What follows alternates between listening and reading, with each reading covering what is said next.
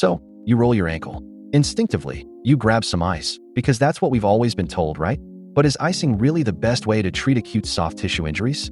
Welcome back to Health Quest Global, and this is your host Ryan. To ice or not to ice? Let's dive into the latest scientific evidence and find out. For decades, the RICE protocol, rest, ice, compression, elevation, has been the go-to for managing these injuries. It has just been ingrained in our mind. You know, nick your muscles? Sit down, elevate your leg, put some ice on it, and you will be fine. But what if I told you that the science around ice is changing?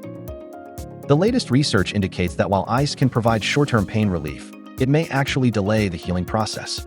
A study published in the Journal of Athletic Training found that prolonged icing can impede the inflammatory response necessary for tissue repair. Moreover, a study also reported that athletes who used ice therapy experienced delayed muscle regeneration compared to those who didn't. But why? Swelling is actually part of your body's natural healing response. When we apply ice, it causes blood vessels to constrict, reducing blood flow to the injured area. This vasoconstriction can limit the delivery of essential nutrients and immune cells, your white blood cells, potentially slowing down recovery. Well, surprise, surprise, on the other hand, there are some researchers that still vouch for the use of ice in cryotherapy based on the secondary injury model. It states that following an initial trauma, acute inflammation can induce secondary damage to cells around the injury site, leading to collateral damage to healthy cells not injured in the initial trauma, worsening our injury. A 2010 study proposed how cryotherapy may actually help reduce secondary cell death by decreasing metabolic activity in the affected tissues, thereby limiting the extent of injury. However, the authors also noted that while cryotherapy can modulate these inflammatory processes, the overall benefits and optimal application strategies require further elucidation, as most studies were completed using animal models. So what should we do? Some experts now recommend the peace and love approach for managing acute soft tissue injuries. P for protect. Limit movement for the first 1 to 3 days to prevent further damage to your injury site. E for elevate. Keep the injured area raised above heart level to reduce swelling simply by gravity. A for avoid anti-inflammatories. They can impede tissue repair. Consult with a healthcare professional before use. C for compression. Use elastic bandages to help control swelling. E for educate. Know your own injury.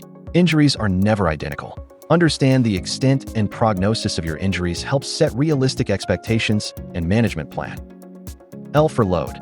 Gradually reintroduce movement to promote tissue healing.